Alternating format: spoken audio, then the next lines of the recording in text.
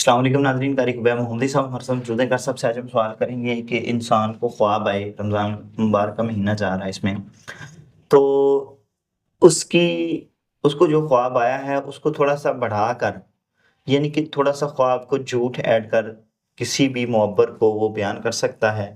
اگر وہ بیان کرے گا تو کیا لائے عمل ہے؟ آج ہم شیخ صاحب سے ڈیٹیل سے پوچھیں گے۔ السلام علیکم۔ وعلیکم السلام ورحمۃ اللہ وبرکاتہ۔ بسم اللہ الرحمن الرحیم۔ ویسا خواب انسان جو ہے وہ اپنی طرف سے اگر گھڑے گا، بنائے گا، جی جی تو اس کے متعلق حدیث پاک میں آتا ہے کہ یہ عام گناہ نہیں ہے، سخت گناہ ہے۔ تو اس حدیث سے یہ بات بھی سمجھ آتی ہے کہ خواب کی کوئی اہمیت ہے، واقعتاً اہمیت ہے۔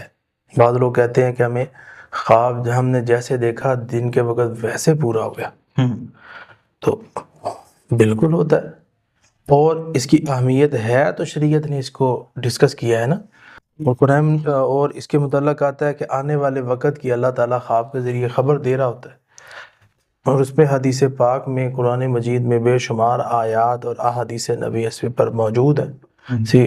ہم عید الاضحیٰ جو کرتے ہیں اس کے پیچھے کیا ہے؟ قربانی ہے، اور قربانی کا خواب ابراہیم علیہ السلام نے دیکھا ہے اور قرآن میں موجود ہے۔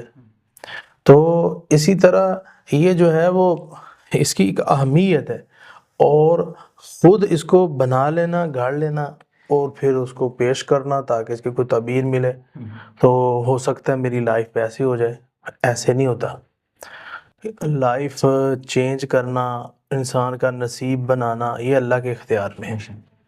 اللہ تعالیٰ آنے والے وقت کی خبر دے رہا ہے۔ باقی یہ ہے کہ بندے کا بلیو، یقین بعض لوگوں کا ستاروں پہ بن جاتا ہے، جی فلاں ستارہ ہے وہ گردش میں ہے، میرے حالات اب خراب ہو جائیں گے، فلاں ستارہ بڑا اچھا ہے، میرے حالات اچھے ہو جائیں گے۔ یہ ستاروں والا یقین رکھنا یا بارش کے اوپر یقین رکھنا، یہ ساری چیزیں جو ہیں یہ سارے شرکی عقائد ہیں۔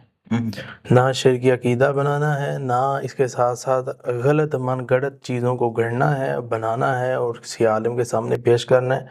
وہ تو تعبیر دے دے گا، اسے تو اس سے کوئی لینا دینا نہیں، کہ وہ تو غیب کا علم تو نہیں جانتا نا کہ آپ جھوٹ بول رہے ہیں، لیکن اس کی آگے جا کے آپ کو سخت سزا ملے گی اس چیز کی۔ بہت شکریہ جی ناظرین، اگلے پروگرام میں پھر حاضر ہوں گے، ہمیں اجازت دیجیے، اللہ حافظ۔